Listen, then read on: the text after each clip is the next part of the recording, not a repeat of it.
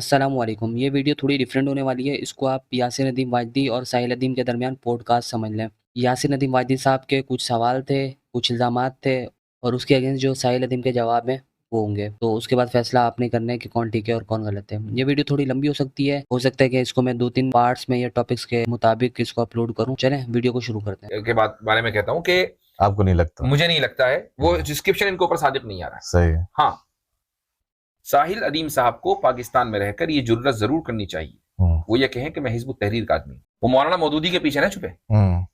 वो पहला इल्ज़ाम हिज़्बुत तहरीर के आदमी है वो।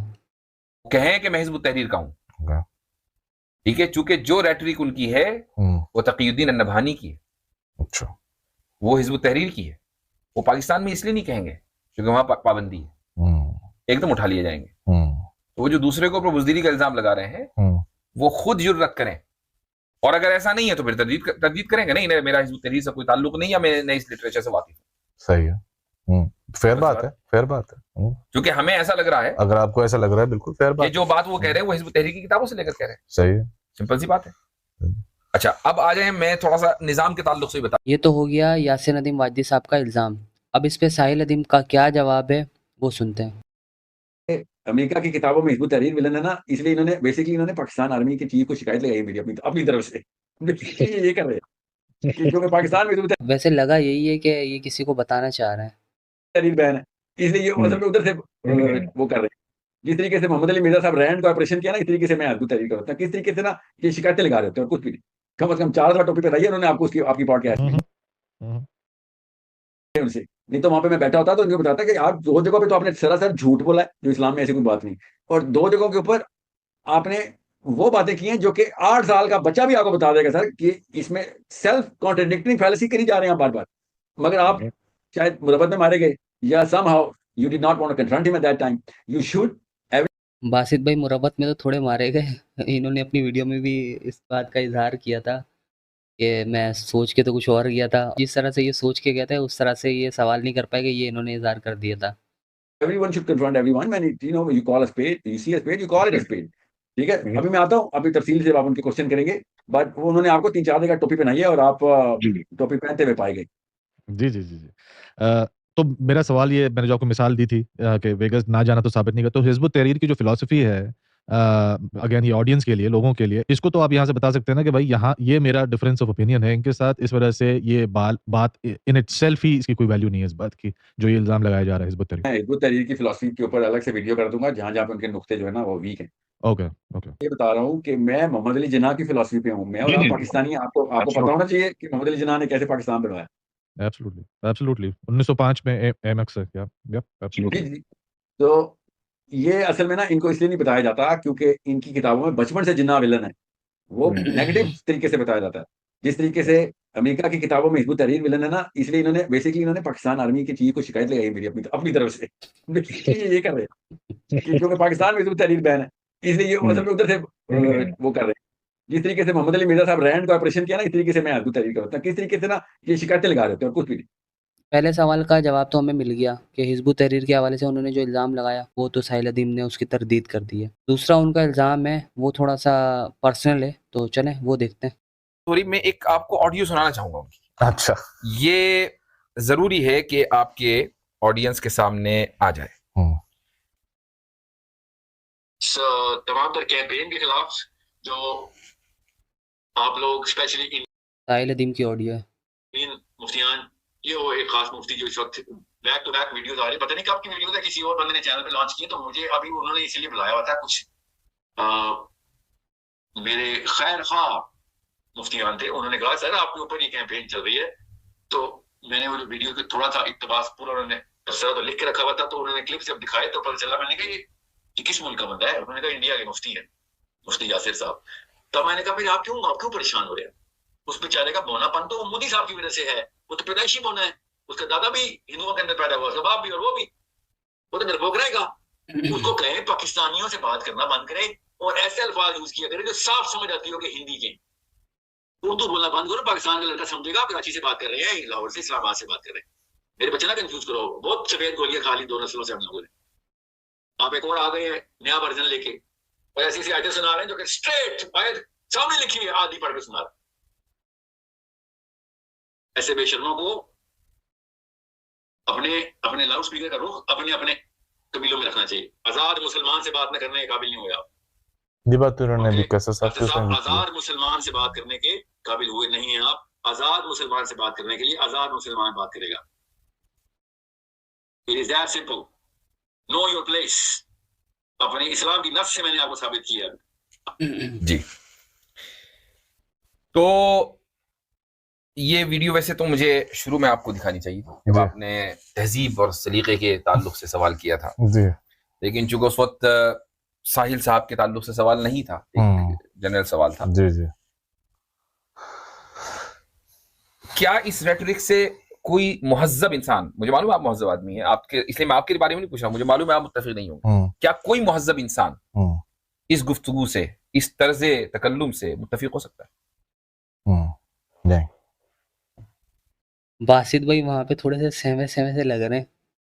आप मेरे ताल्लुक से बात करें, ठीक है, आप, मैं आपके, फिर आपके वालिद, फिर आपके दादा, और उनको इस तरीके से गुफ्तगू करना, यानी ये तो एक सड़क पे चलते हुए जो लोंडे लपाड़े होते हैं इनको तहजीब और शाइस्तगी और तालीम का, यानी उनसे दूर दूर से कोई वास्ता मतलब नहीं होता, ये तो उनकी गुफ्तगू होती है। इनको इंटेलेक्चुअल समझ कौन रहा है, मुझे उन पर हैरत है। ठीक है, तो एक अंदाज गुफ्तगू होता है, ये असल में एक बहुत बड़ी इख्तिलाफ की वजह लोगों को जो इनसे है वो ये भी है, अंदाज़े गुफ्तगू। तो अब ये एतराज फिर उलमा के ऊपर तो बिल्कुल नहीं होना चाहिए भाई, आप चूंकि उनसे कहीं आगे जाकर ये साहब गुफ्तगू करते हैं। मेरी उस पॉडकास्ट में वो जो असल में जिसका ये हवाला दे रहे हैं, ये कैसर भाई के साथ ही हुई थी। अच्छा। और उसमें मैंने इनका जो निज़ाम के ताल्लुक से जो इनका तर्ज अमल है उस पर मैंने तनकीद की थी, और ये खालिस इल्मी तनकीद थी। उसमें मैंने कुरान के हवाले दिए, हदीसों के हवाले दिए, एक इल्मी तनकीद मैंने करी। अब उस तनकीद के जवाब में आप या तो उसका जवाब, अब वो इल्मी तनकीद अगर किसी ने देखनी है तो वो वीडियो देख ले। वैसे मेरे चैनल पे भी मैंने उसके अगेंस्ट वीडियो बनाई थी। वो इल्मी तनकीद क्या थी इन्होंने साहिल अदीम पर फिरका निज़ामिया का बानी होने का इल्ज़ाम लगाया था कि इन्होंने एक नए फिरके की बुनियाद रखी है जिसका नाम है फिरका निज़ामिया। ये इल्मी तनकीद। जवाब दें, बहुत अच्छी बात है। लेकिन अगर आप चले जाएं कि तुम भी हो, तुम्हारा बाप भी हो, तुम्हारा दादा, ये तरीका, तो फिर मैंने उसके बाद इनकी इस वीडियो का मैं जवाब दे सकता था, लेकिन मैंने जवाब देना मुनासिब नहीं समझा। मैंने कहा भाई अब बात पर्सनल और जातियात के ऊपर आ गई है, ऐसे लोगों को मुंह नहीं लगाना चाहिए। तो चलें साहिल अदीम का जवाब भी देखते हैं इस पे कि उनका क्या जवाब है। मैं अगर मौलवी बाजार होता तो मैं, मौलवी साहब मौलवी हैं, ज़ुबैर अली ज़ई साहब मौलवी हैं, सलमान अल-औदा मौलवी है, अब्दुल अजीज तरीफी मौलवी है, मौलाना इसहाक मौलवी है, तकी उस्मानी मौलवी। मैं मौलवी बाजार हूँ तो मैं इन लोगों का कोट करूंगा। मैं वो अकेला बंदा हूँ। आप इनसे एक दफा मेरी किसी भी वीडियो से मेरी दुआ निकालें जिसमें मौलाना इसहाक से, अहमद रज़ा बरेली से लेके ज़ुबैर अली ज़ई, अशरफ अली थानवी, इनके लिए ऑफिशियल मैंने दुआएं कराता हूँ कि इनको एक ही दुआ में कंबाइन करें। आप किसी इनमें से किसी एक मौलवी से इन चारों का एक दुआ में नाम लेके दिखाएं। मौलवी बेजार ये लोग हैं, ये सिर्फ अपने फिरके के मौलवी से बेजार नहीं, बाकी हर मौलवी से ये बेजार है। और समझेगा आज के मैं मौलवी बेजार हूँ, मैं बुजदिली बेजार हूँ, बेगैरती बेजार हूँ, मैं जो कमजरफी का बेजार हूँ। मैं ये बेसिकली बुजदिली का बाजार है, बेगैरती का बाजार है। मैं बेगैरती का बेजार हूँ और बुजदिली का बेजार हूँ। अब आप खुद जोड़ ले, कोई भी मौलवी हो या गैर मौलवी हो, अगर वो गैरत के खिलाफ जा रहा होगा तो मैं बेजार हूँ, अगर वो लिबरल होगा तब भी मैं बेजार हूँ, अगर वो मौलवी होगा तब भी मैं बेजार हूँ। मैंने आज तक किसी एक गोरे प्रोफेसर को अपनी किसी वीडियो में कोट नहीं किया। मैंने आज तक किसी एक गैर मुस्लिम हो या मुस्लिम हो, अगर वो लिबरल साइकोलॉजी को उसको कोट नहीं किया। मैं तो कोट ही मौलवियों को करता हूँ। इनको पता है इस बात का, आपको नहीं बताते। इनको पता होता है कि कोट असल में रेफरेंसिंग भी मौलवियों की करता है, असल में वो इनके फिरके के नहीं होते। आप क्या समझ रहे हैं? मौलाना इसहाक पे क्या नाम लगता था? ये मौलवी बेजार है। मौलाना इसहाक खुद मौलवी, सारी उम्र मौलवी रहा, 4 साल से लेके 84 साल तक मस्जिद के खुतबे देता रहा, मगर वो मौलवी बेजार कहलाया। ठीक है, मौलाना मदूदी मौलवी बेजार कहलाया। इन लोगों ने, इसी के फिरके ने, इन्हीं फिरकों ने ये फतवा मौलवियों पे, मौदूदी साहब पे लगाया था कि मौदूदी साहब की कब्र पे जो बकरी घास खा ले वो बकरी भी हराम है। ये इनके मौलवियों के फतवे हैं। ठीक है, सो ये मौलवी बाजार एक जनरल टर्मिनोलॉजी है, ये इस्तेमाल कर रहे हैं, ये टर्मिनोलॉजी जान के इस्तेमाल करते हैं। आवाम को, इनके अपने मदरसे के लड़कों को इन्होंने रस्सियों से बांध के रखा हुआ ना, डंडों के जोर पे अपनी बैठें करा के वहां पे। ये इनको डर है कि साहिल साहब की आवाज इनके बच्चों के कान में न चली जाए। मुश्किल से रस्सियां बांध बांध के हमने मदरसे में बच्चे बांधे हुए हैं, उनको तो जैसे ही सेंस की आवाज आनी है, निकल जाना उन्होंने। ये असल में इनको ये मसले हैं, 400 600 बच्चों की रैयत को रियाया समझते हैं और उन पे बादशाहों की तरह हुक्मरानी करते हैं। और फिर क्यों कि उलमा के खिलाफ बात करता है, ये वाला जुमला बोलते हैं। ये नहीं बताता कि उलमा के खिलाफ बात करता है, ब्रैकेट लग रहे हैं हमारे उलमा के, असल में जिनके हक में बात करता है वो भी उलमा ही हैं। ये जुमला नहीं कभी आप पूरा सुनेंगे इनसे, ये इनकी कमजोरी है। मैं हमेशा से उलमा के ही हक में बात करता है, इनके स्पेशलाइज्ड किस्म के, इनके उस्ताद का नाम नहीं ले रहा मैं, तो ये इनका मसला है। और बरेलवीइज्म के प्रोफेसर मेरे मौलाना इसाक की वजह से या किसी जुबैर अली ज़ाहिद साहब की वजह से मेरे खिलाफ हो जाएंगे। अहले हदीस के प्रोफेसर, ये जितने भी इनके उलमा हैं, वो मौलाना इसाक या अशरफ अली थानवी या अमर रज़ा बरेलवी का नाम ले रहा हूँ, इसलिए मेरे खिलाफ होंगे। मैं नाम ही सिर्फ बरेलवियों का ले रहा हूँ और मौलवियों का ले रहा हूँ, इसलिए इनको मसले आ रहे हैं।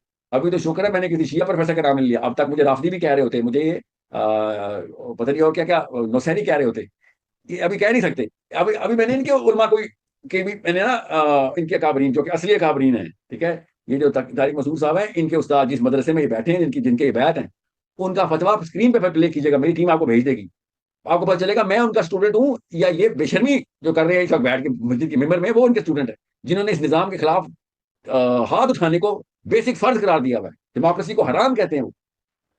सो ये मुझे ना बताएं, ये लोग, इन लोगों की असली सारी कहानी मुझे पता है, ये कहाँ से बने। मैं तो उस नफ्सियात को जानता हूँ, मैंने तो नफ्सियात की किताबें पढ़ी हुई हैं, मुझे तो पता है आदमी को हसीस कैसे किया जाता है। प्लीज आई नो दैट नफ्सियात में कौन सी जगह पे किस नस पे टीका लगा जाएगा, वो आदमी अचानक जनाना और निस्वानी किस्म की हरकतें बातें शुरू कर देगा, वो मुझे तो पता है इस बात का। तो मुझे उनकी बेसिक्स पता है, इसलिए मैं आपको बता रहा हूँ।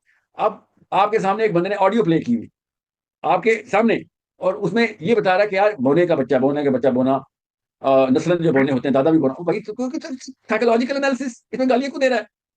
जो गुलामी करेगा, गैर अल्लाह की गुलामी करने के ऊपर इत्तेफाक करेगा, उसको मैं बोलना था क्या, उसने क्या कहूं कि वो tallest man on earth, was he the tallest man on earth, he was used to look down upon Victoria like this, what's wrong with you? मैं तमाम तर पिछली 100 नस्लों को कह रहा हूँ, इनकी 100 नस्ल नहीं, मेरी भी 100 नस्लें पीछे गुलाम इतने गुलाम ही गुजरे हैं। खाली इनके दादाओं को नहीं कह रहा हूँ, मैं अपने दादाओं को भी कह रहा हूँ। What I'm saying is, इन्होंने जान के वो वाली हाईलाइट करनी होती है, खुद नबियों की तौहीन कर रहे हैं अपनी उसी वीडियो में, वो वाली वीडियो नहीं चलाएंगे। इतने ये इंसाफ पसंद होते हैं तो कहते हैं वासी साहब ये आपकी वीडियो है, साहिल साहब ने ये बड़ी बदतमीजी की, और ये मैंने भी बदतमीजी की। साहिल साहब ने मेरे बाप के बारे में बदतमीजी की, दादा के, मैंने नबी के बारे में बदतमीजी की, जुल्करनैन अलैहिस्सलाम के बारे में इतनी हल्की और नीच गुफ्तगू कर रहे थे ये दोनों बैठ के वीडियो में, ये नहीं बताएंगे वो। पहली दफ़ा ये मैंने वीडियो जब देखी थी यासिर नदीम साहब के चैनल पे, तो मुझे कोई इतना शदीद गुस्सा आया था। उस वक्त साहिल अदीम तक ये वीडियो नहीं पहुंची थी और इस तरह की कोई कंट्रोवर्सी, कोई इस तरह की चीज़ नहीं हुई थी। तो उस वक्त मैंने सोचा था कि मैं इस पे वीडियो करूंगा और बताऊंगा कि किस तरह से गलत है। उस वक्त मैं यूट्यूब पे काम नहीं कर रहा था, तो उस पर मैं वीडियो नहीं बना सका। लेकिन इन्होंने उस वीडियो में बहुत ज़्यादा गलत बातें की थी, ख़ास तौर पे हज़रत ज़ुल्करनैन अलैहिस्सलाम के हवाले से। वो मुझे बहुत गुस्सा आया था, उस चीज़ पे मुझे बहुत गुस्सा आया था यासिर नदीम वाजदी साहब पे, जो सीधी सी बात है अभी तक है। अब वो जो बंदा सवाल कर रहा था, वो कह रहा है कि भाई मैं साहिल अदीम का स्टूडेंट नहीं हूँ, मैंने उनकी वीडियोस देखी हैं, लेकिन मेरी अपनी 10 साल रिसर्च है। उसके हवालों को भी देखने की कोशिश नहीं की और उसको कंफ्यूज कर दिया, उस बंदे पे चढ़ाई कर दी। जो मेरे ख्याल से अभी वीडियोस भी चलाएंगे ये। आप किसी और नबी का नाम हज़रत ज़ुल्करनैन की बजाय मूसा अलैहिस्सलाम, ईसा अलैहिस्सलाम या कोई और नबी लगाएं और वो जुमला पूरे करके दिखाएं। ये जो दो इस वक्त बकवास कर रहे थे, इस वक्त मैं क्या और अल्फाज बोलूं कि इनको तो तुमने रसालत का मुकदमा होना चाहिए इनके ऊपर कि तुम लोग हज़रत ज़ुल्करनैन के बारे में ये बातें कर रहे हो और अपने आप को इस्लाम के दाई समझते हो। इसलिए इनको मैं प्यार से समझाऊं इस बात का। सेम गुस्सा था मुझे जब मैंने ये वीडियो देखी थी, मुझे सेम गुस्सा था जो अभी साहिल भाई को आ रहा है ना, इसी तरह का मुझे गुस्सा था। साहिल साहब चले, मैं अब मुझे आप एक और सवाल बीच में था, लेकिन चले अब आप आ ही गए इसके ऊपर, तो ये मेरा सवाल था आपसे। या पहले आपसे एक सवाल इस बात का है, जो उन्होंने ऑडियो चलाई थी, ठीक है? मैं अब तमीज़ की बात नहीं कर रहा, मैं सिर्फ आपसे ये पूछना चाहता हूँ एक जनरल उसके अंदर, कि आपने जो बात की वो बिल्कुल ठीक बात की थी, राइट? जो उस ऑडियो में उन्होंने चलाई थी वो बात ठीक थी। आपको लगता है कि उसको बेहतर तरीके से किया जा सकता था? मैं भी आऊँगा उसके ऊपर। सर मैं इनसे नहीं बात कर रहा होता हूँ, मैं उस बच्चे, उस लड़के और लड़की से बात कर रहा होता हूँ जो इनको अपना वो वाला राहिब मान लेते हैं कि इनका हर्फ आखिरी हर्फ है। मैंने आपसे कितनी दफा कहा है कि प्यार से ये नींद नहीं टूटने वाली। आप क्या समझ रहे हैं? मैं मतलब मुझे नहीं पता ये दोनों दोराहा मेरे सामने होता है कि कौन सी राह चुननी है इसको। आपको पता है ना कि अभी पिछले जुमले मैंने बकवास का लफ्ज बाय डिजाइन बोला है, तो आपको पता होना चाहिए ये अल्फाज चुनाव क्यों जरूरी है, ताकि जोड़ा जाए। आपको मैं कैसे बताऊं कि मेरे पे क्या गुजरी थी, हर गैरतमंद मुसलमान पे क्या गुजरी थी जब उनकी वीडियो ऑडियो चल रही थी, कि जब ये हजरत जुल्करनैन के बारे में ये जिस तरीके से बातें कर रहे थे, ये मुफ्ती साहब भी और वो दूसरे भी। आप एक दफा आमिर अक साहब थे दूसरे, उनका लहजा तो बहुत ही गलत था, बहुत ही ख़राब था। कैसर अहमद राजा साहब भी थे उस स्ट्रीम में। उन्होंने तो कोशिश की कि उस बंदे के साथ इतनी जिस तरह से ज़्यादती हो रही थी, वो कह रहे थे, चाह रहे थे कि किसी तरीके से सही तरीके से उसको जवाब दिए जाए, लेकिन वो उस तरह से हो नहीं पाया। जुल्करनैन की नाम हटा के किसी और नबी का नाम लगा दें, इन्होंने एक्सेप्ट ही नहीं करना। ये मैं अमर बिन अलास की हदीस सुना रहा हूँ कि जुल्करनैन नबी थे। ये हदीस के आप एक्सपर्ट है ना, इसे कई हदीस है कि नहीं, और समझ ले नबी नहीं थे, हज़रत लुकमान के लेवल के बंदे थे। कुरान में उनके ऊपर पूरा का पूरा भाव अल्लाह अज़्ज़ व जल ने बांधा है, और जो ऑनर अल्लाह अज़्ज़ व जल ने दिया है। हज़रत उमर कहते हैं कि नबियों को नहीं मिला तो फरिश्ते थे। हज़रत उमर की हदीस ये है कि नबियों की अदालत दुनिया में नहीं कायम होनी थी, ये फरिश्ते थे, क्योंकि इन्होंने दुनिया में अदालत कायम कर दी। दुनिया का मतलब अपनी लाइफ में अदालत कायम कर दी थी अल्लाह ने, कि जिसको सजा देनी है दे दे, जिसको जजा देनी है दे दे। ये किसी नबी को भी नहीं अल्लाह ताला ने कहा। ये हज़रत उमर का तबसरा बता रहा हूं मैं आपको। और ये हज़रत जुल्करनैन अलैहिस्सलाम के बारे में इन्होंने क्या बातें की हैं, मैं तो अपनी जुबान से नहीं लेके आ सकता उस वीडियो में। ये चलाई ना वो वीडियो पूरी दुनिया के सामने। तो ब्लैक होल के पास एक प्लैनेट था, वहां उसको एक कौन से मिला? नहीं, एक यानी ब्लैक होल के बता रहे हैं जैसे वो अब ये वो बंदा है जो सवाल कर रहा था और कह रहा था कि मेरी 10 साल रिसर्च है और मैंने बहुत सारे लोगों को इस पे सुना है और मेरी अपनी भी इस पे रिसर्च है। वो हदीसें भी उसने नोट की हुई थी, सारी चीज़ें उसने नोट की हुई थी। वो हवाले भी दे रहा था, आयात के हवाले भी दे रहा था। अब लैंग्वेज सुने, इनकी बातें सुने। रावलपिंडी के बराबर में वहां से दाया उन्होंने रास्ता काटा, वहां से आगे जो है मेरा गाजी खाना गया। हजरत ये देखें, वो कह रहे हैं जी मुल्हिदों के मसले। एक मिनट फाद भाई, ये हज़रत जुल्करनैन अलैहिस्सलाम के हवाले से बात हो रही है। गलती से भी मेरा भाई, गलती से भी मुल्हिदों के पास मसले हल करा के ये नहीं बताना कि ब्लैक होल के पास वाला प्लेनेट था, उसकी चुंगी नंबर 52 के ऊपर एक बस में जनाब निकले हैं और उधर सामने सूरज जो है ब्लैक होल के जनाब अंदर ऐसे डूब रहा था जैसे गोल्फ जो है ना बॉल सुराख के अंदर जाती है। फाद भाई ये मसला हल किया है या अपने गले में ऐसा ढोल डाला? अच्छा, एक चीज़ मैं यहाँ पे क्लियर कर दूँ, शायद ये बहुत सारे लोगों को सही ना लगे बात, ये मेरी अपनी ओपिनियन है। मैंने इनकी काफ़ी स्ट्रीम देखी है। मैंने कैसर अहमद राजा साहब को भी देखा है, मुफ्ती यासिर साहब को देखा है और आमिर साहब को भी सुना है। उनको मैंने बड़ा गौर से देखा है।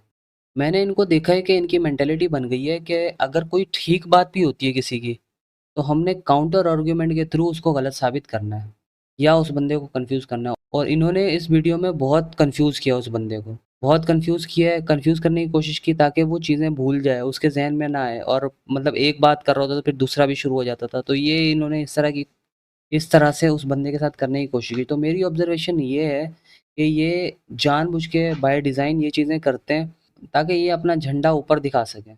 ये इनका पर्पज़ होता है। और फिर हमने फलाह की मंजिश ठोक दी, हमने फलाह की मंजिल ठोक दी, इस तरह के थंबनेल लगा के और फिर अपनी वीडियो चलाएं।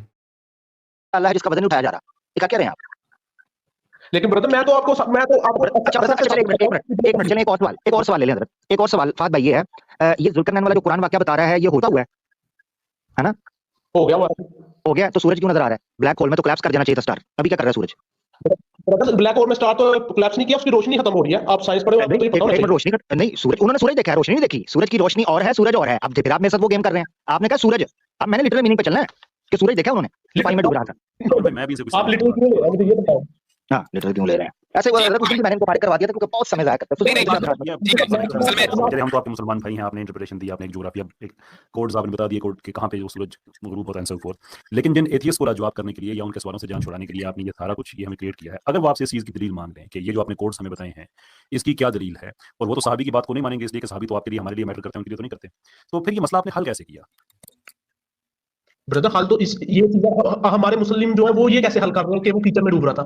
ये चीजें मैं बहुत आसानी के साथ बहुत पहले हल कर दिया कि वो, चूंकि हमने काम कभी मानते नहीं कि वो कीचड़ में डूब रहा था।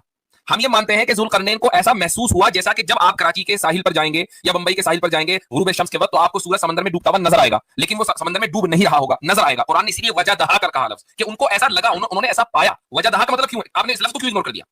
और लिंग्विस्टिक फिलॉसफी में इसके लिए पूरी एक्सप्लेनेशन है जिसको फिनोमेनोलॉजी कहा जाता है, कि वो चीजें जो आपको होती हुई नजर आती हैं जिसमें सूरज का तुलू होना, सूरज का गुरूब होना एंड सो फोर्थ, तो हम तो उसको फिनोमेनोलॉजी के जरिए एक्सप्लेन करते हैं कि कुरान ने, जैसे मुफ्ती साहब ने कहा कि कुरान तो एक्यूरेटली कहता है कि ये उनकी तरफ से बात की जा रही है। अब इनकी सारी स्टडी, सारी रिसर्च इसी वाले से होती है कि इन्होंने एथियस्ट को किस तरह से लाजवाब करना है और किस तरह से उनको जवाब देना है। बहुत सारी चीज़ें ऐसी हैं मैं बोल नहीं सकता क्योंकि इनका प्लेटफॉर्म ऐसा है कि वहाँ पे अच्छा काम भी हो रहा है। तो कुछ चीज़ें ऐसी हैं मैं क्लियरली नहीं बोल सकता। कुरान नहीं कर रहा कि सूरज कहीं गुरूब हुआ है, जो मसला है ही नहीं, आप सवाल रेफरेंस जो है वो ह्यूमन बीइंग है। एग्जैक्टली। अच्छा दूसरा सवाल, एक तो ये सवाल हो गया, तीसरा सवाल हज़रत एक और आमद हुई है। फाद भाई ये भी मसला आपने हल करना है मुल्हिदीन का, अगर निकल पड़े हैं मसले हल करने के लिए तो ये मसला भी आपने हल करना है। जो जुल्करनैन वो थे ह्यूमन बीइंग या कोई और थे? लेकिन नबी ने वो अल्लाह का नबी कोई लम नहीं दिया गया, जुल्करनैन आपको दे दिया गया। अल्लाह के नबी को इल्म नहीं दिया गया, आपको इल्म दे दिया गया कि वो कौन से रास्ते थे जिन पर जुल्करनैन चले। मैं अभी तक हकीकतन मैं साहिल अदीम और आप दोनों की बात ये समझने की कोशिश कर रहा हूं, दोनों की बात से, कि जुल्करनैन को आसमान में बिठाकर हमारा भला। इस बंदे ने साहिल अदीम का कोई नाम नहीं लिया था इस वीडियो में, लेकिन उन्होंने खुद से कयास करके साहिल अदीम का नाम लिया और कहा कि आप उनके स्टूडेंट हैं, और इस तरह से कौन सा होने वाला है मुझे ये बता दें। एग्जैक्टली हजरत जी, मैं सवाल मेरे सवाल का जवाब मैं मासूम हनाफा भाई 10 साल की रिसर्च के अंदर एक सवाल ये भी ऐड कर ले, मजीद इजाफा हो जाएगा। मेरे भाई मुझे ये बताइएगा, जुल्करनैन ह्यूमन बीइंग थे, ऐसे ही है ना? जी जी ठीक है, वो जिस ब्लैक होल के पास प्लेनेट था, वो प्लेनेट जो है वो हैबिटेबल था, यानी वहां लोग रह सकते थे ताकि कौम से मिले थे, ऐसे ही है? जी जी सूर्य को गया डूब, ठीक है, तो वहां जो ऑक्सीजन है, जिंदगी का है, सारी जो कौम रह रही थी, वो कौन से चार्जिंग पे चल रही थी, या वो क्या सिस्टम क्या था? ब्रदर स्वामी भाई उन्होंने ब्लैक होल पे तार डाल लिया था और कुछ नहीं हुआ था वहां से। ये समझे कि भाई आपसे बात करके ब्रदर क्या हुआ बेटा, ऑक्सीजन की जरूरत होती है। एक तो ह्यूमन बीइंग जुल्करनैन को आपने कहा या मैंने कहा है? मैं अच्छा चलिए, एक तो ये सवाल ले लें, पहले तो ये साबित करना है आपने कि जुल्करनैन ह्यूमन बीइंग था, आपने माना है। अच्छा, वो कौम जो है वो फरिश्ते थे? मसलन वो अल्लाह ताला ने किसी और प्लेनेट को मसला नहीं फरिश्ते, वो अच्छा वो कौन थी, वो ह्यूमन बीइंग थे या क्या थे? अच्छा, इसके बारे में अल्लाह ताला ने बताया तो मैं कैसे बता सकता हूं? मैं कैसे बता दूं? तो ये ब्लैक होल के साथ वाला बाजू वाली खोली थी, ये भी आपको अल्लाह ने बताया कि ये चक्कर नंबर 32 था। ब्रदर गुस्से से नहीं, तहम्मुल से सुने ना। तहम्मुल से बोंगी के लिए तहम्मुल नहीं है मेरा भाई, मैंने आपको उस दिन भी इसलिए साइड पे किया था, आपको मैंने उस वक्त मेरा भाई बताया था, ला यानी चीजों में अल्लाह के रसूल पाक सल्लल्लाहु अलैहि वसल्लम की हदीस है, मिन हुस्निल इस्लामिल मरई तक़ू मा ला यानी, वो इस्लाम मुसलमान के इस्लाम का हुस्न ये है कि ला यानी और फजूल और बहसों से कज बहसों से अपने आप जो आपके साथ इतनी देर गुफ्तगू हुई है ना, ये दरअसल आपके साथ नहीं हुई है, ये साहिल अदीम के नजरिए को एक्सपोज करने के लिए की है मैंने गुफ्तगू। एग्जैक्टली मुझे आपसे कोई सरोकार नहीं था, ये इतनी देर जो आपसे गुफ्तगू हुई है, उस शख्स का नजरिया इस वक्त सड़क पर आ गया कि कितना बोगस है। तो मेरे भाई मैं आपसे बार बार पूछ रहा हूँ और लास्ट चांस आपको दे रहा हूँ, जुल्करनैन को आसमान में बिठाकर क्या हासिल करना है? अच्छा, मेरा भी एक क्वेश्चन है ना, अगर मुल्हिदों को सिर्फ एक जुमला, हजरत कमाल की बात यह है कि जब इनसे सवाल रखे गए तो लाइल्मी को दलील बना दिया, यानी जहालत को दलील बनाया, जो कि दलील नहीं हुआ करती। मेरा सवाल यह है कि मुल्हिदों को अगर यही बोलना है एंड पे जाकर के इसका अल्लाह ने नहीं बताया, तो पहले ही बोल दो कि मुझे नहीं समझ आ रही, बोल सकती है। मैं मुझसे बात कर रहा हूं, लास्ट आपने कहा था कि पहले मेरी बात है जी जी बता जी जी, सूरह माइदा आयत तो मुझे तो साबी की एक वो मिल गया, असर मिल गया ना इब्ने कसीर से। ओ भाई फायदा बताएं क्या है, उससे क्या हासिल हो रहा है? अब ये जब इन्होंने सहाबी का हवाला दे दिया, हदीस दिखा दी, हदीस इन्होंने देख ली, उसके बाद ये सवाल इनका आ रहा है कि करना है क्या है। तो मुफ्ती साहब, अगर असर मुझे मिला तो मैं कैसे छोड़ दूं? आपके मुताबिक मुझे वो नहीं मानना चाहिए। चले असर पेश करें। तो ठट्ठे उड़ा रहे हैं ये एक मुसलमान की तस्दीक करने के लिए, सिर्फ इसलिए कि साहिल अदीम ऑब्सेशन है इन लोगों को। साहिल अदीम ने, और जबरदस्ती वो कह रहा है सर मैं साहिल अदीम का स्टूडेंट नहीं हूं, मैंने अपनी रिसर्च की है। नहीं, इनको साहिल अदीम की खुशबू आ गई थी, इन्होंने इनकी बायसनेस ट्रिगर हो गई, इनके छोटे छोटे खुदा सामने आ गए और खुदाओं ने कहा कर तौहीन रसालत, इन्होंने कर दी। मैं आज बता रहा हूं इन्होंने तौहीन रसालत किया है। वीडियो इनकी चलवाएं और लिंक डालें उस वीडियो को जिसका मैं जिक्र कर रहा हूं, पूरी दुनिया को पता चले कि मैं ऐसे नहीं गुस्से में आ जाता होता। मेरा तो सारी की सारी ऑडियंस ही यूथ है। I taper the right nerves whenever is required, so you need to be very clear. जब मैं कोई बात कर रहा हूं उसके पीछे इस्लाम का, अगर एक बंदा फिजिस्टिक थ्योरी गलत बता रहा हो, मैं क्यों गुस्सा करूंगा उसके ऊपर? इरिटेशन होगी यार ये गलत बता रहा है। मगर एक बंदा मिंबर रसूल पे खड़ा होकर इस्लाम गलत बता रहा हो, खुदा का वास्ता उसको प्यार से नहीं मैं समझा सकता, उसको खींच के उतारना पड़ेगा। और स्पेशली वो जो कि रउनत से तन के खड़ा हुआ हो कि मेरे तो इनहेरेंट राइट है कि मैं जो कुछ बोलूंगा वो आखिरी हर्फ है, वो अल्लाह ताला ने डायरेक्ट जैसे कोई वही की हुई इनके ऊपर। ये अपने आप को अवतार समझ के बैठे हुए हैं, दीन का अवतार है, नाउज़ बिल्लाह। इतनी तो जो ना असर्टिवनेस साहबा में नहीं थी जितनी असर्टिवनेस ये दिखा रहे होते। मुझे कह रहे होते हैं कि साहिल साहब जो है ना वो अपने आप को आखिर समझते हैं। भाई रिफ्यूट करो ना, सेंसिबल रिफ्यूट करो सेंसिकली। तुम तो डायरेक्टली तो अपने डायरेक्ट फतावा इशू कर रहे हो मेरे ऊपर। सो मेरे अल्फाज का चुनाव बाय डिजाइन होता है सर। एक बंदा एक पूरी नस्ल हमारी गुलामों की गुजरी हो और वो बोनापन उन्होंने दिखाया हो कि उसके बाद उन्होंने इस्लाम की डेफिनेशन चेंज की हुई हो, आप उनको क्यों नहीं कहेंगे कि ये नस्ल ही बोनों की गुजरी है? हर बात को मान गए, डंडों के जोर के ऊपर इन्होंने अपनी गैरत तक बेच दी। और गुजरी है हमारी एक नस्ल, हमारी को 50 नस्लें बोनों की गुजरी नहीं। क्या बात है, जो मेरे दादा थे उस नस्ल में थे, तो मेरे दादा के अलावा बाकी सारे बोने, मेरा दादा जो है ना जो वो नॉर्मल। ये क्या बात हुई? This is not how truth is told, sorry. And I am not hide away from admitting. और मुझे कोई कहे आके साहिल मियां आपके दादा जो थे ना वो गुलाम मरे, आपके दादा भी बोने थे, तो मैं कहूंगा जो आप मुझे प्रूव कर देंगे उन्होंने वाकई कोई इस्लाम के लिए काम नहीं किया। तो 32 किताबें मेरे दादा की, 32 किताबें मेरे दादा हजूर ने लिखी। मेरे दादा के अब्बा हजूर ने उससे भी ज्यादा लिखी हुई। मेरी तो फैमिली लिखा रही हो कि लड़ाई करते हुए मेरी नाना की नस्ल भी लड़ाई करते रहे दीन के लिए, मेरे दादा की नस्ल भी, मेरे वालिद साहब भी, आप सबको पता है, बिगर फोर्सेस के खिलाफ चैलेंज थे। और I need to tell everyone is, किसी को बोना कह देना गाली इनकी होती है तो इसका मतलब इनका ईगो जो है ना वो इनकी कद से ही बड़ा हो गया।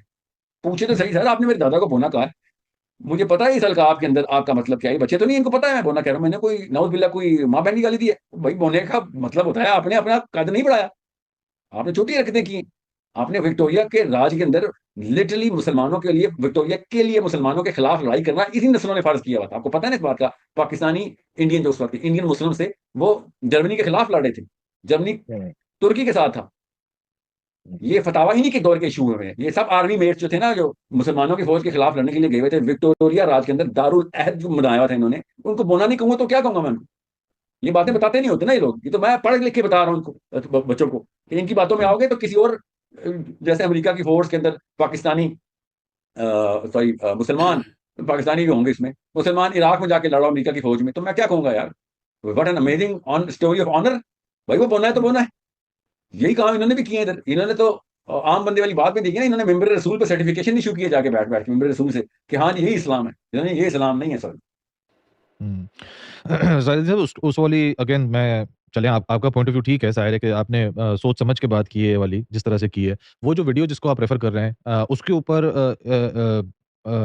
एक ये अब ये साहिल अदीम की जो बात थी जिस पे वो इनको बोना कह रहे हैं, इनके बाप दादा को बोना कह रहे हैं, आपको क्या लगता है कि वो बात ठीक थी या गलत थी?